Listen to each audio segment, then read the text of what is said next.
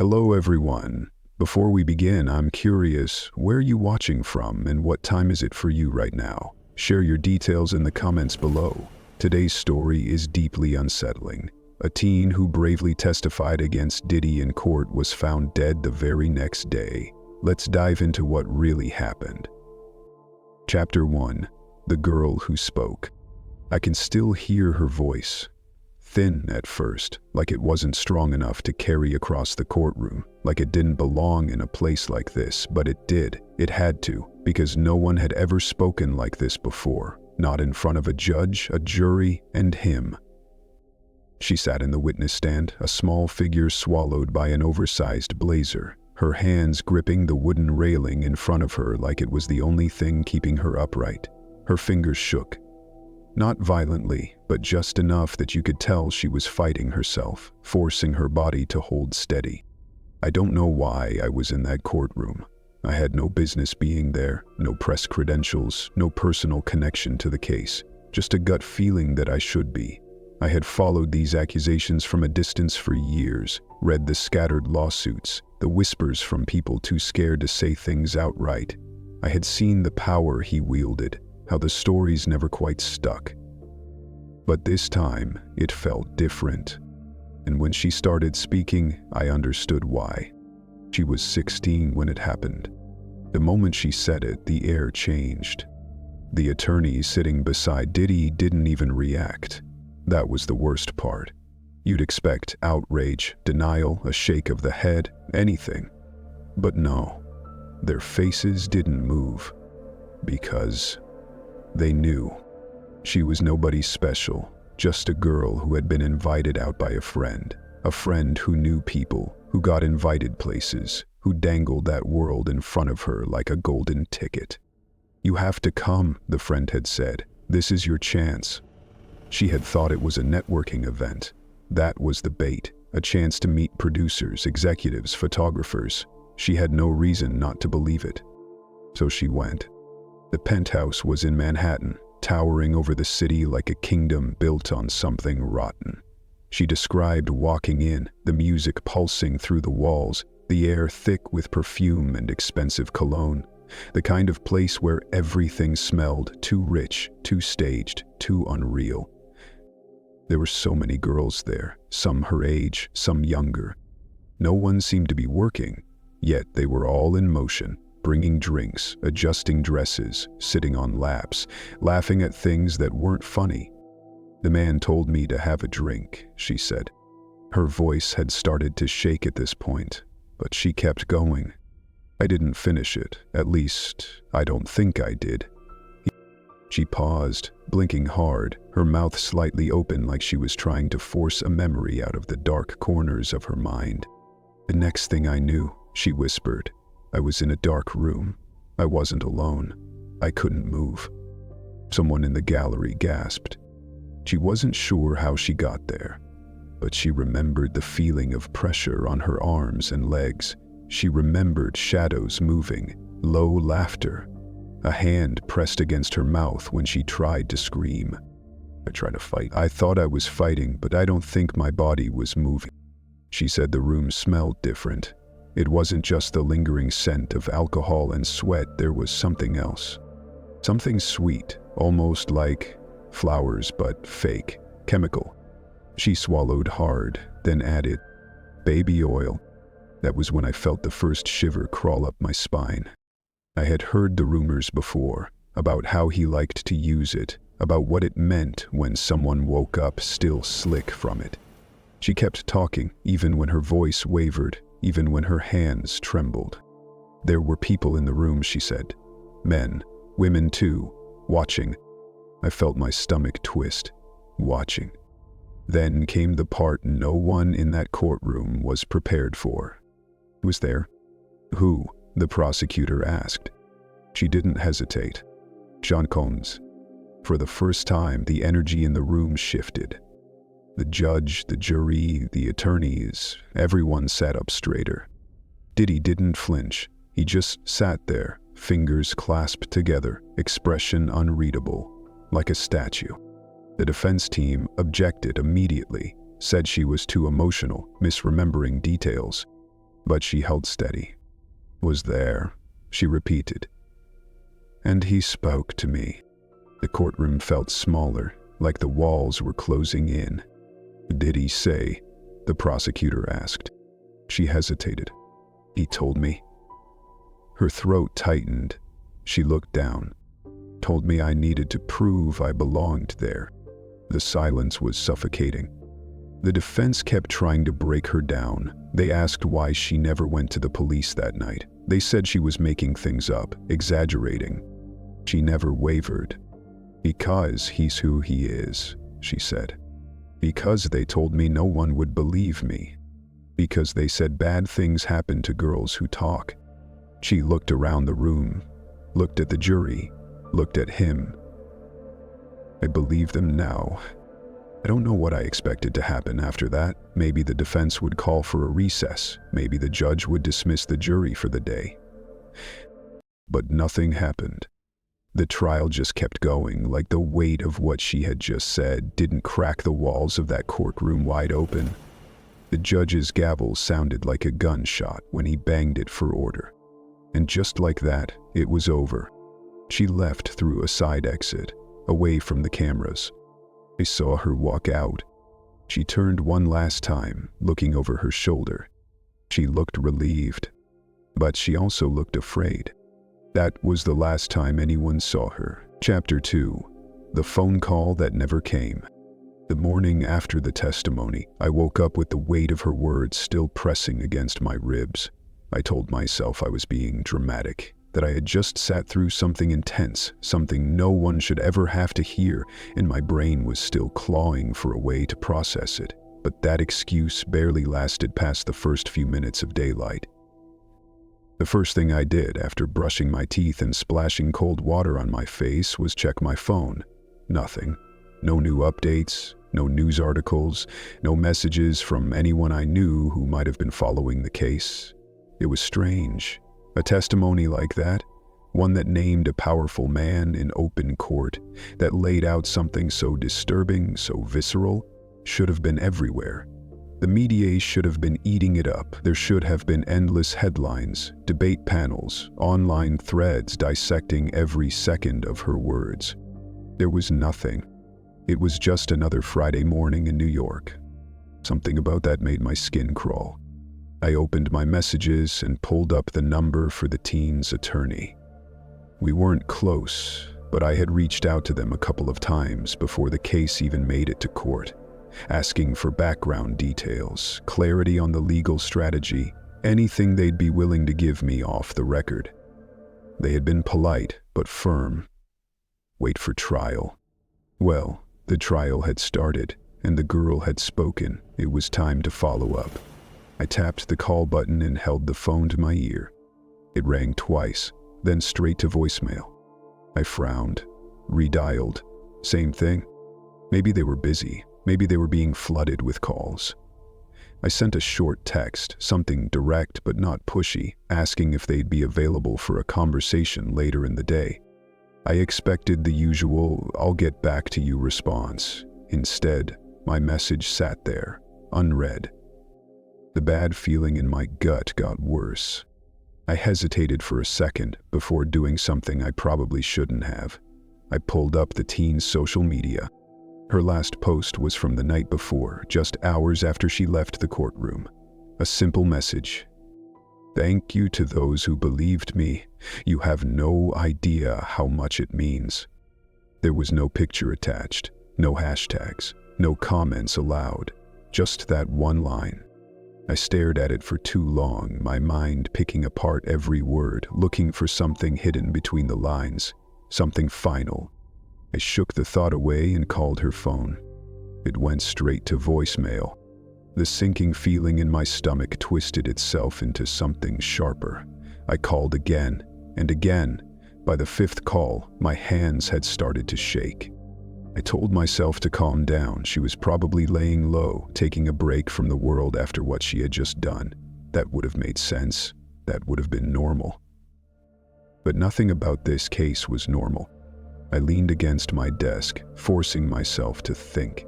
If she wasn't answering her phone and her attorney wasn't answering theirs, there was still one more place she was supposed to be today.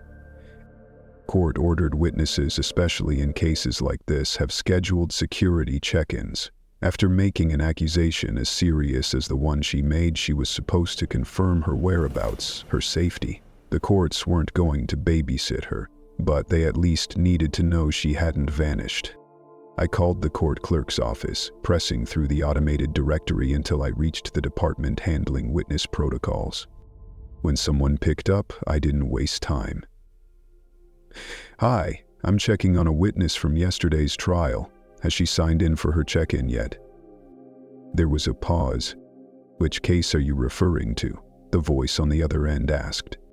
I said the case name, I said her name. Another pause, then the slow sound of a keyboard clicking. Finally, the voice came back, flat and unreadable. She didn't show up. I felt my grip tighten on the phone. Has anyone reached out to her? Another pause. We don't handle that part.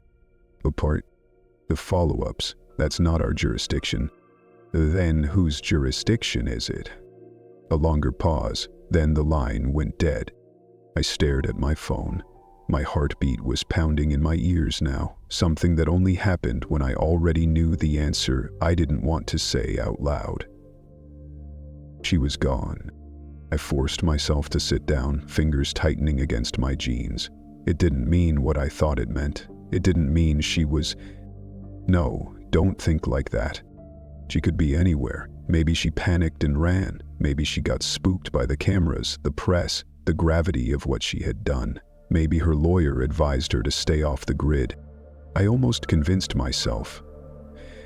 Until I looked out my window. There was a car parked across the street. Not unusual in New York, but this one hadn't moved in hours. A black sedan, tinted windows, engine running, but no one getting out. It wasn't a cop car, it wasn't an Uber, waiting for a ride. It was just sitting there, watching. I didn't like that. I really didn't like that. I stood up slowly, watching the car as casually as I could. If someone inside was watching me, I didn't want to give them the satisfaction of knowing I had noticed. But I knew, and deep down, I knew they knew too. I pulled my blinds down and paced across my apartment, trying to talk myself down. Maybe it was nothing. Maybe I was being paranoid.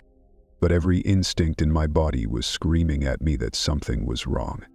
I sat back down at my desk and opened my laptop, searching for any updates on her. News articles, blog posts, social media rumors. Nothing. No follow-ups, no interviews, no speculation. It was like her testimony never happened. I checked my phone again. Still no response from her attorney.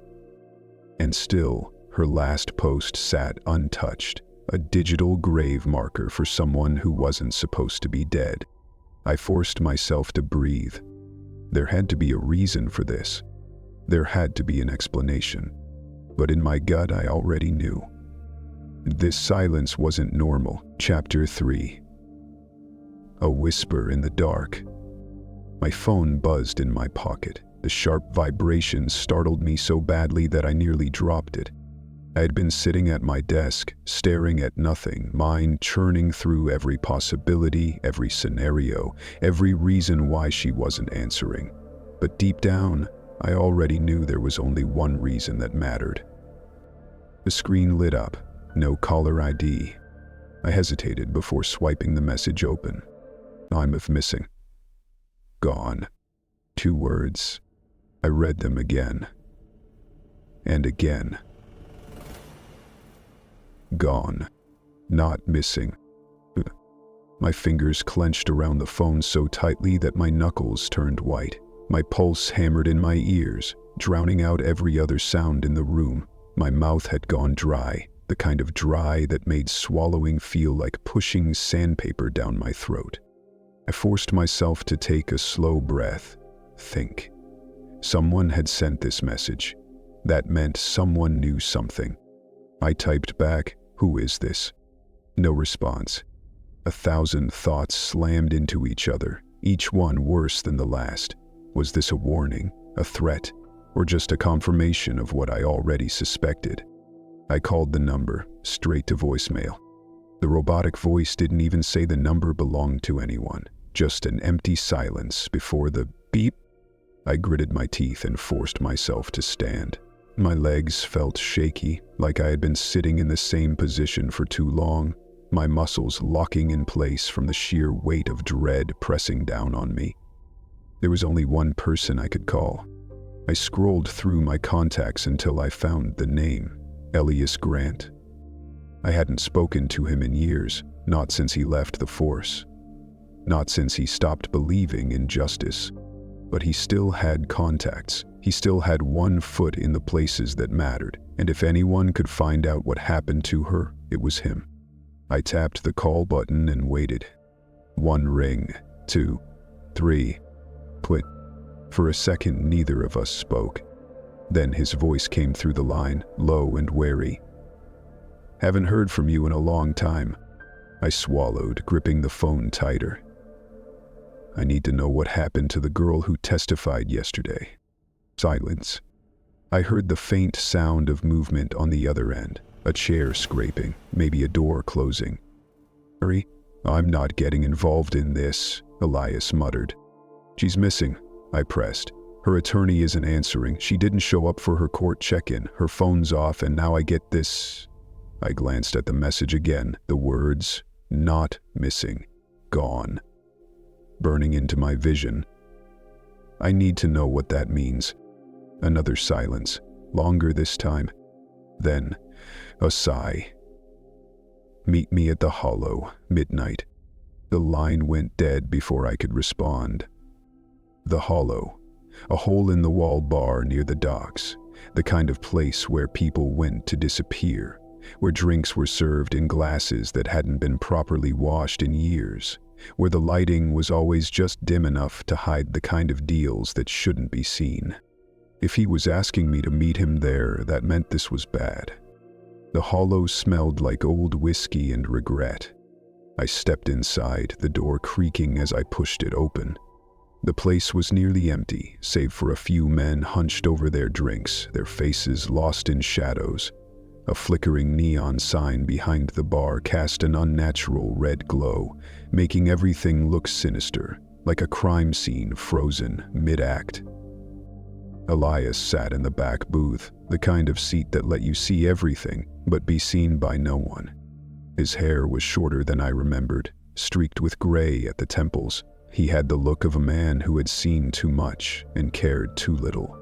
"You're late," he said, watching me slide into the seat across from him. "You didn't give me a time." I shot back. He smirked, but there was no humor in it. He lifted his glass and took a slow sip, his eyes never leaving mine. "Well, she's dead," he said. I didn't realize I had been holding my breath until it punched out of me all at once. My stomach twisted. "You don't know that." Elias set his glass down. He reached into his pocket and pulled out a folded napkin, sliding it across the table. I hesitated before picking it up. My fingers shook as I unfolded it. One word, a name, a hospital. Not a police station, a hospital. Elias leaned forward, lowering his voice. "That's where she was last seen, but you didn't hear it from me." I felt the world tilting around me, my hands clenched around the napkin. "What happened to her?" Elias's expression darkened. He shook his head. "I don't know, but whatever it was, they wanted her out of the system fast. The hospital looked empty when I arrived, but I knew better. It wasn't empty, it was silent. And silence was always worse."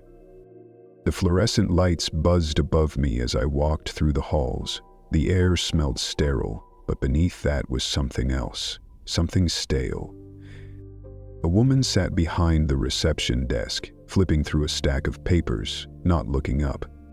I forced my voice to sound normal. "I'm looking for a patient." She barely glanced at me. "Visiting hours are over." I slid the napkin onto the counter. "I just need to know if she was here." The woman's eyes flickered to the name written on it. Her expression didn't change, but her posture did. She sighed, tapping something on her keyboard. Her fingers moved slowly, like she was considering whether or not to keep typing. Finally, she said, "We had a Jane Doe come in last night." My heart stopped. No ID, no records. I gripped the edge of the counter. "Where is she now?" The woman hesitated. "She was transferred." I swallowed hard. "Where?" Another pause. Then, "No record of that." I stared at her. She stared back. For a moment, the only sound was the low hum of the computers and the distant echo of footsteps somewhere down the hall. "He didn't just vanish," I said, my voice barely above a whisper. The woman exhaled sharply. "Look, I don't know what to tell you. She came in, she was here, then she wasn't." I forced my legs to move. One step back, then another. I turned and walked toward the elevators, my breath coming in uneven bursts. She was here. Then she wasn't. I didn't realize my hands were shaking until I reached for my phone. I checked my messages again. The screen lit up with the same cold words. "Not missing. Gone." Chapter 4. The Erased Girl. Stepping out of the hospital, I was met with an unfamiliar kind of silence. The city still moved around me. Cars honking, people crossing streets, voices blending into the normal hum of New York's chaos. But it all felt distant, like I was trapped in some soundproof bubble where reality was bending in real time. I gripped my phone tightly, my thumb hovering over the screen as I hesitated. What now? The girl was gone, not missing. I knew what that word meant now. It meant something far worse than a disappearance. It meant someone had decided she didn't exist anymore. I took a deep breath and forced my feet forward, heading toward the subway station. My apartment wasn't far, but I didn't feel like walking. Not when my mind was this unsettled. Not when my stomach kept twisting into itself like it knew something my brain hadn't fully processed yet. Inside the train, I kept my eyes on my reflection in the window. The cold glass pressed against my forehead, grounding me as my thoughts spiraled. If they could make a person disappear, they could do a lot more than that. I had to be smart. I had to move carefully. But the moment I stepped inside my apartment, I knew I was already too late. The air felt wrong. Not in an obvious way. Nothing had been ransacked, nothing broken, no drawers left hanging open, but it was wrong. I closed the door behind me slowly, my breath shallow as I scanned the room. My laptop was still where I had left it on the desk. My books were stacked in the same uneven pile. My keys sat on the counter exactly where I had tossed them that morning. And yet, someone had been here. I felt it in my bones. A sudden pulse of anxiety shot through me, my fingers itching to grab my phone, to call someone. But who? No one I trusted would be able to help with something like this. I forced myself to move. I walked straight to my desk, dropped into my chair, and flipped open my laptop. My fingers hovered over the keyboard for a second before I started typing. I pulled up the official case files, hoping, no, praying, that there was something left. Something that hadn't been scrubbed yet. At first, everything looked normal. The transcripts from her testimony were still there, word for word. The accusations, the details, the night she described. But then I saw it. Her name was missing. Not sealed, not redacted.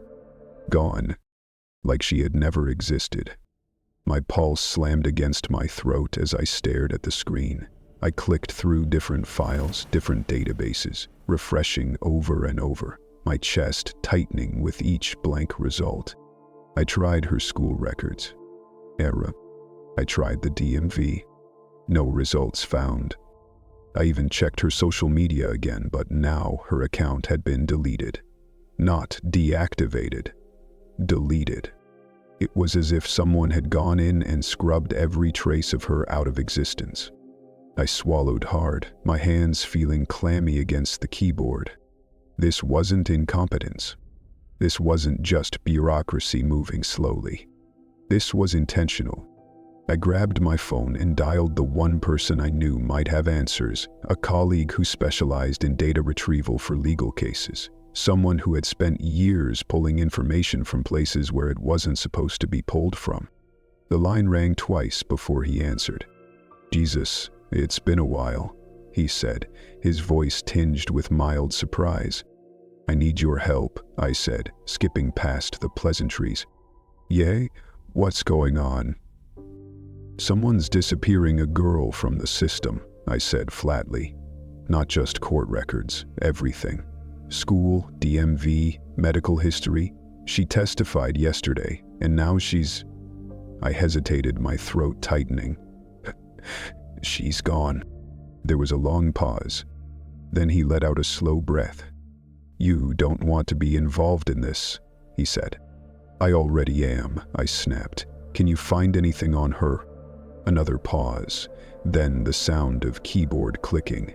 I could hear him muttering under his breath, shifting through files, digging in places I didn't have access to. I waited. Then, after what felt like forever, he stopped typing. "You need to stop," he said, his voice lower now, serious. My grip on the phone tightened. "What did you find?" "It's not what I found," he said. "It's what's missing." Her files weren't just erased, they were replaced. Every record under her name now belongs to a completely different person. The system has already rewritten history. My mouth felt dry. "What does that mean?" "It means you're looking into something bigger than you realize," he said, "and you need to be careful." "Be careful of what?" I pressed. "Of ending up like her." His words hit like a punch to the gut. I shut my laptop, suddenly feeling exposed, vulnerable, watched. "Listen," he said, his voice barely above a whisper. "I'm deleting this call from my logs.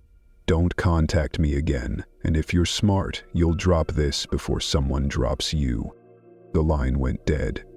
I stared at my phone, my heart hammering against my ribs. For the first time since this started, I felt real fear, because I finally understood. This wasn't just about hiding evidence. This was about control. They weren't just erasing her, they were erasing the idea of her. And if I kept digging, they'd erase me too. But I couldn't stop. I pulled up the hospital records again. The Jane Doe listing was still there, but the cause of death was blank. No autopsy report, no police report, no medical examiner's statement, no body release form. My stomach twisted so hard I thought I might be sick. A death with no cause, no inquiry, no paperwork. That wasn't just negligence. That was a cover-up.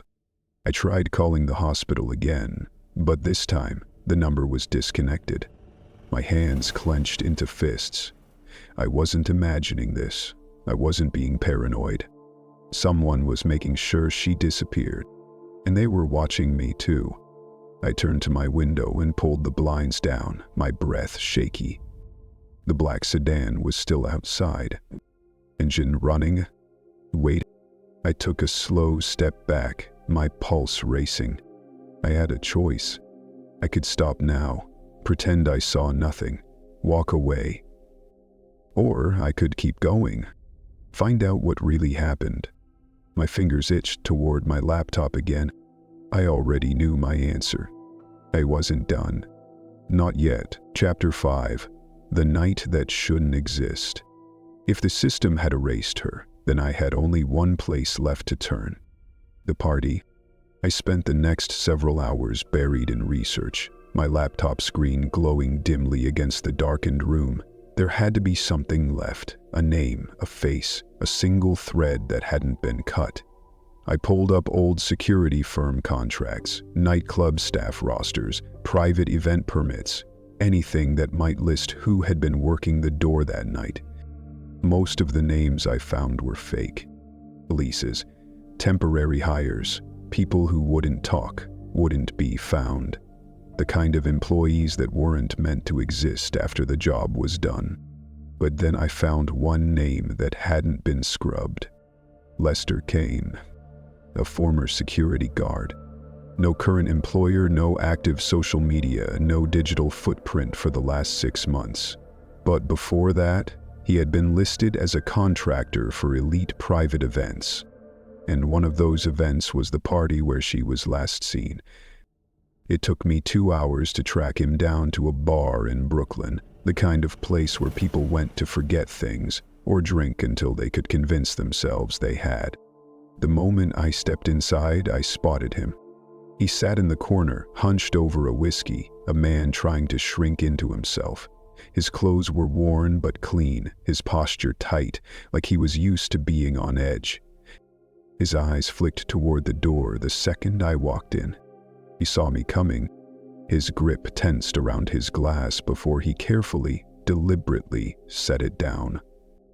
"I don't know anything." He said it before I even sat down. I pulled out the chair across from him, not breaking eye contact. He was already scared. That meant he knew something. "I think you do." He exhaled through his nose, shaking his head. "I never saw anything." "Then why do you look like you're waiting for someone to kill you?" That got his attention. He stiffened, his jaw clenched, his Adam's apple bobbing slightly as he swallowed. He picked up his drink again, but didn't sip it this time, just held it, like he needed something to keep his hands steady. "I never saw anything," he repeated, but his voice wavered now. "But you saw what happened after." A long silence. Then, finally, he nodded. I leaned in. "Tell me." Lester's eyes darted to the bartender, then to the few scattered patrons around the room. He was looking for exits. When he spoke, his voice was barely above a whisper. People were carried out. The words sent a shiver up my spine. Not walking, carried. He swallowed, rubbing a hand over his jaw. Phones were taken. No one could leave with evidence. Cash was handed out like party favors. My skin prickled. "And her?" He flinched. Then for the first time his eyes met mine directly. "You don't get it," he murmured. "It was never about her. It was about the message." That single sentence felt like a gunshot inside my skull. The message. I gritted my teeth. What message? Lester swallowed again. His hands were shaking now. He ran one through his thinning hair, looking deeply, desperately tired. "People talk." He inhaled sharply. "People think they can take this kind of thing to court, to the police. They think there's justice for it." He leaned forward slightly, eyes dark. There is something about the way he said it made my stomach turn. He shook his head, muttering to himself. "That girl? She didn't matter to them, not personally. She was just another one. But she did something they don't tolerate." She testified. He exhaled sharply. "Yeah, and that made her an example." A horrible, twisting nausea settled in my gut. What did they do to her? Lester snapped his gaze back to me, his pupils shrinking like I had just said something dangerous. He stood abruptly, tossing some bills on the table. "Stop asking questions," he muttered. My breath hitched. "You're scared of something. Tell me what it is." He shook his head once, lips pressing into a tight line. "You're asking about a night that shouldn't exist." I opened my mouth to respond, but before I could, his phone buzzed. He glanced down at the screen. His face drained of color.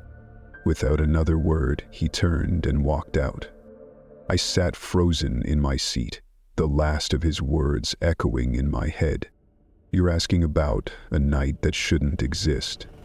I forced myself to breathe, think. I had spent all this time searching for what happened that night, what they had done to her, but that wasn't enough. The real question was, who made sure that night disappeared? Because Lester was right, There were no leaked videos, no party photos, no social media posts, no witness accounts.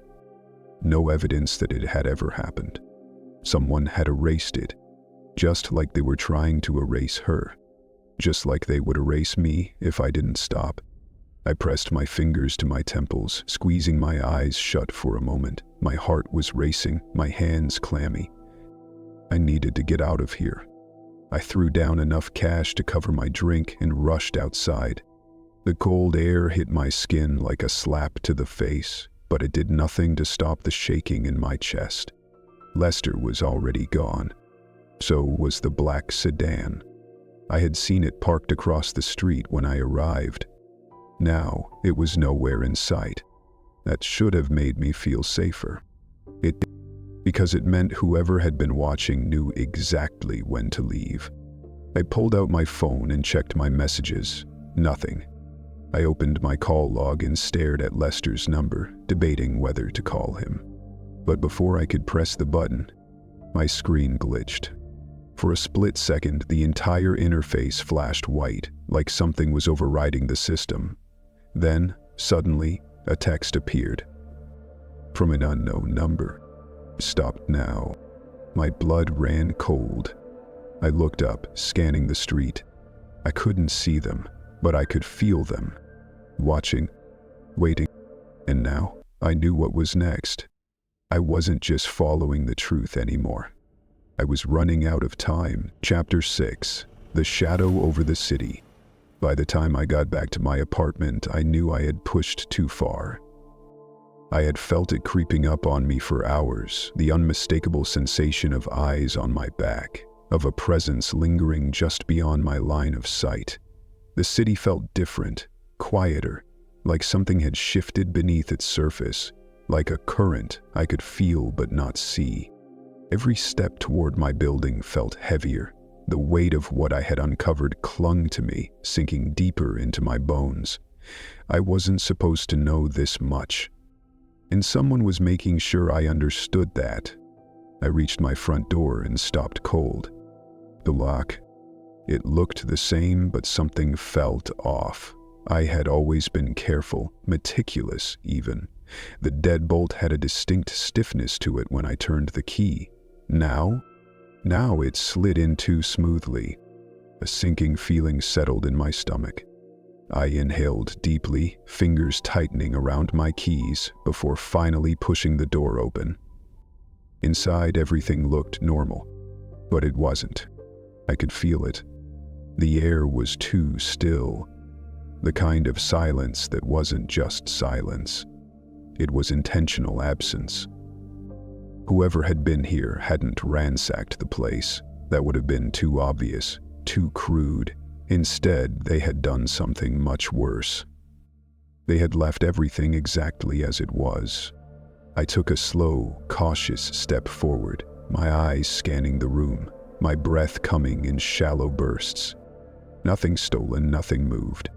Except for one thing. A single white envelope sat on my kitchen counter.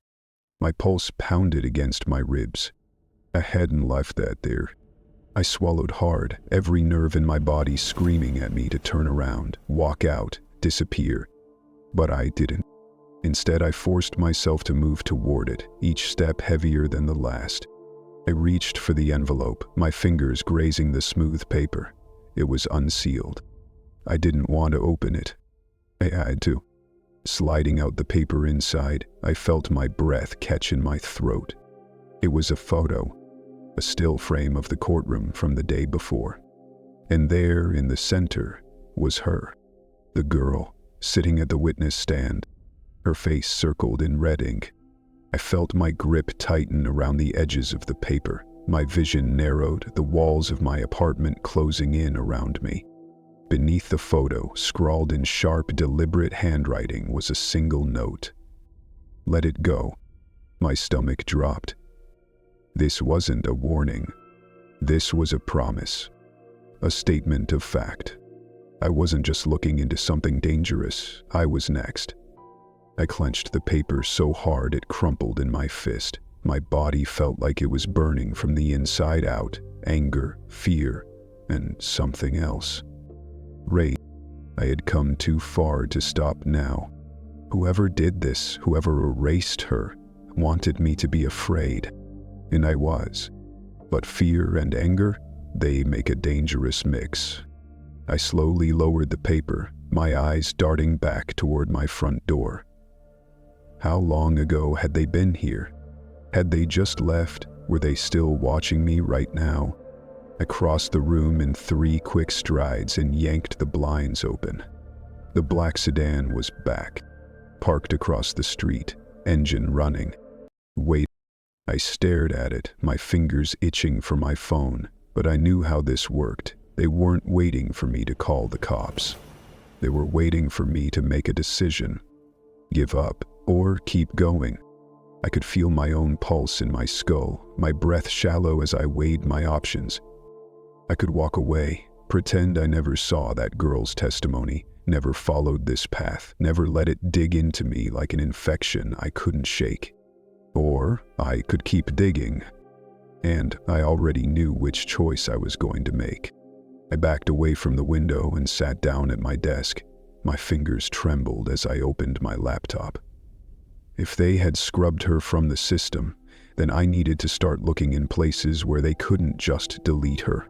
I pulled up archived media footage, searching for any clips from that night, any blurred figures in the background of club photos, any stray mentions in comments sections that hadn't been wiped yet. But every trail led to a dead end. They had been thorough.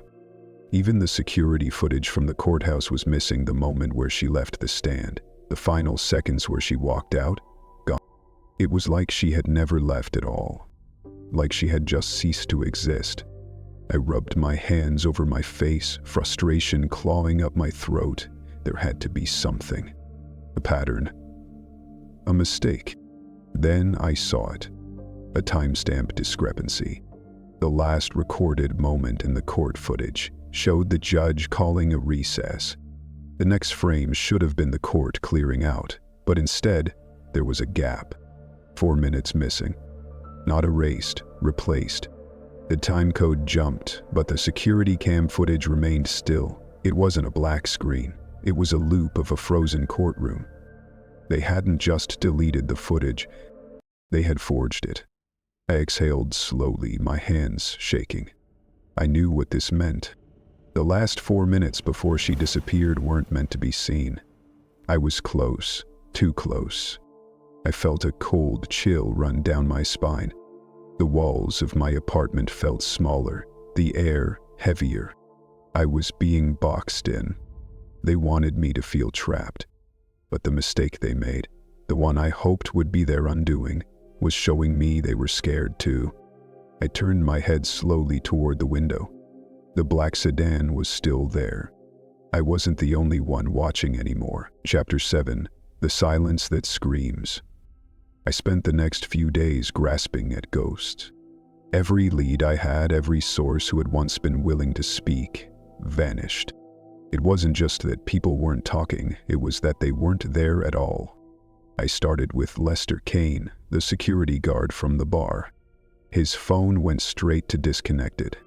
I searched for any records of his last known residence, but what little information I had on him had been scrubbed. Not just hidden, gone. His name wasn't listed in past employee rosters anymore.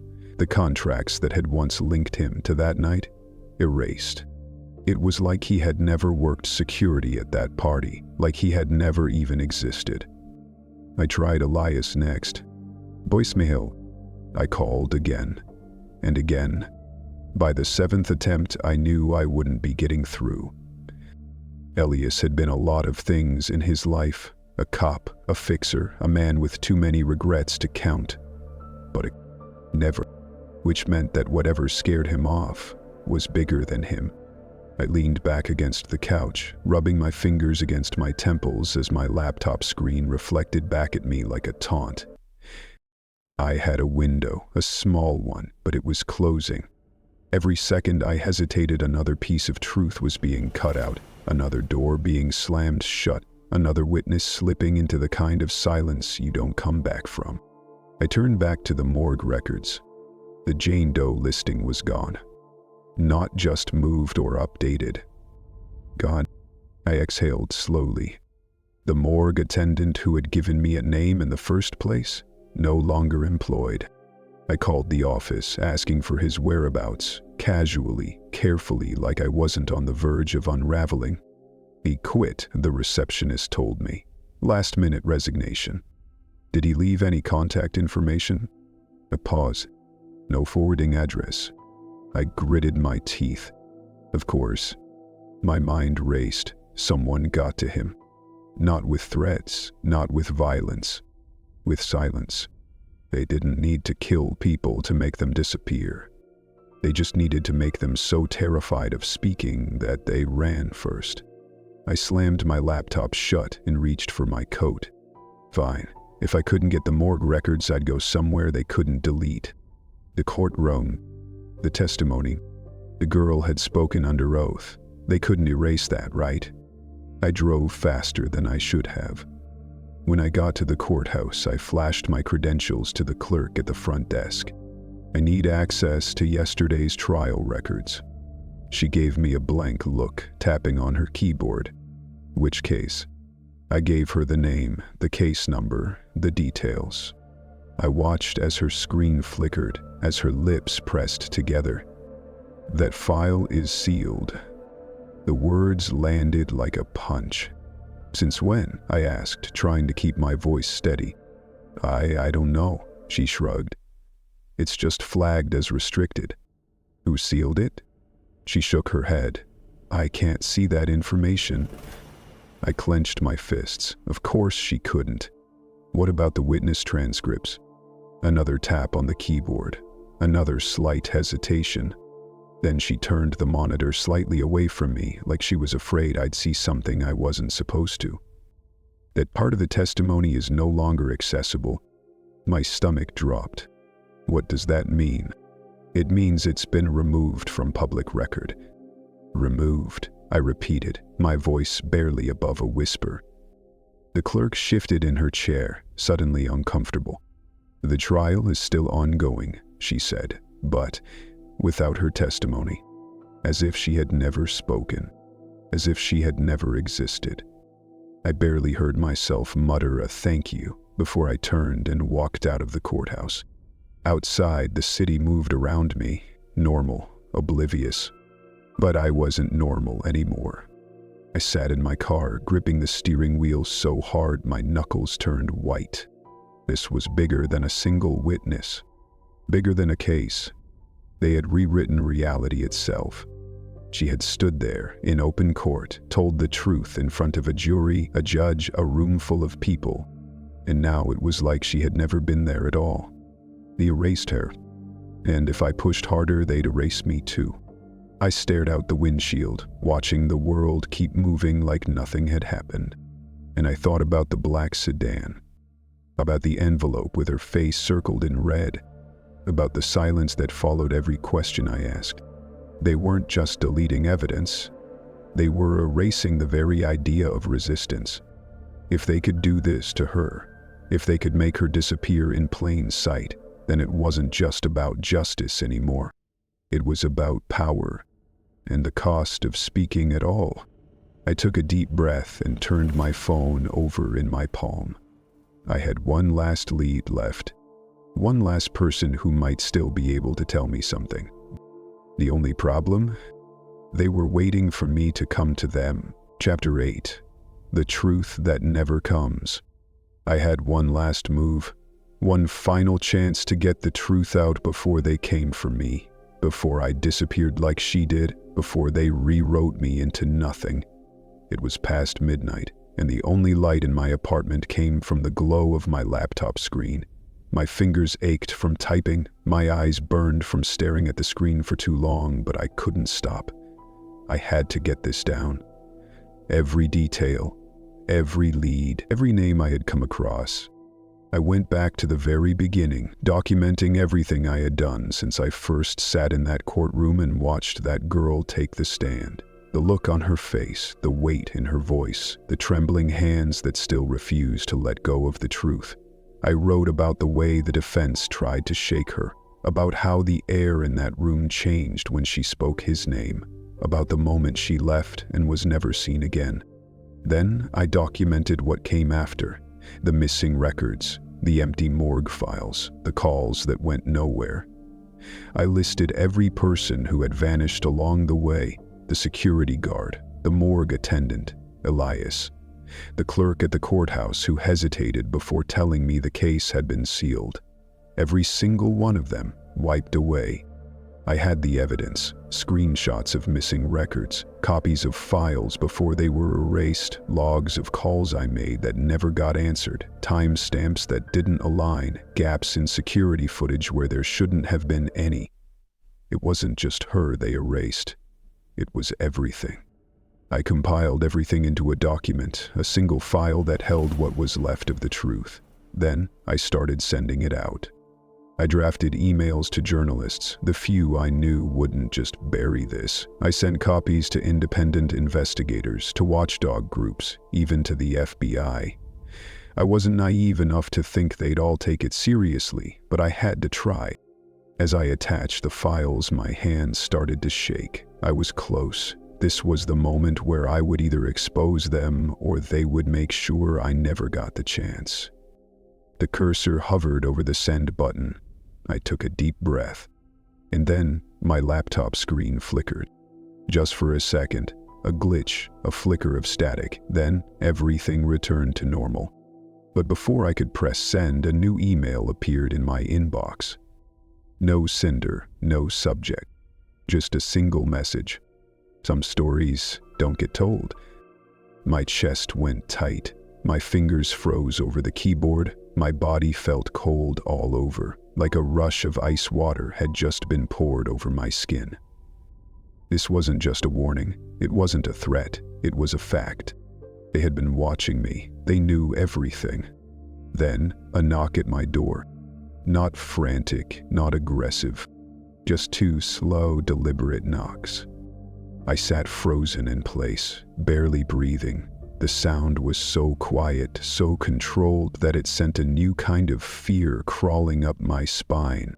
Then my phone rang. I turned my head slowly, staring at the screen. Unknown number. Find. I didn't answer. I didn't need to. I already knew who it was. The knock came again. 2 taps. Not a demand. A message. My stomach turned, nausea creeping up the back of my throat. My limbs felt stiff, like I had been sitting in this position for too long, like I wasn't part of my own body anymore. I forced myself to move, standing slowly, quietly, like I could somehow avoid being heard even though they already knew I was inside. My steps were careful as I made my way toward the window, my heart pounding so hard it hurt. The same black sedan was parked across the street, engine running, waiting. I watched the exhaust rise in the cold night air, the headlights dim but still alive. They weren't leaving. They weren't even trying to hide anymore. I turned back to my laptop. The email was still open. The files were still attached. My finger hovered over the send button, but I didn't press it. Not yet. Because I finally understood. This wasn't just about one girl. It wasn't just about her testimony, or the case, or the night she had disappeared. This was about power, about silence, about the cost of speaking at all. They didn't just erase people, they erased stories, they erased the possibility of resistance. And if I sent this email now, if I pushed this story out the way I had planned, it wouldn't be enough. They had proven that they could control the narrative, that they could make people disappear in broad daylight and leave no trace behind, that they could convince the world someone never existed at all. If I wanted to fight them, I had to be smarter than that. I closed my laptop, my breath still unsteady. The knocking had stopped. The phone had stopped ringing. The black sedan was still there, watching. Wait, they wanted me to know they were letting me decide. I had spent so much time looking for a way to expose the truth, but I had never stopped to think about what would happen after. If I hit send now, would it even matter? Or would they bury it before it ever saw the light of day? I had to be careful. I had to move differently. This wasn't just about her anymore.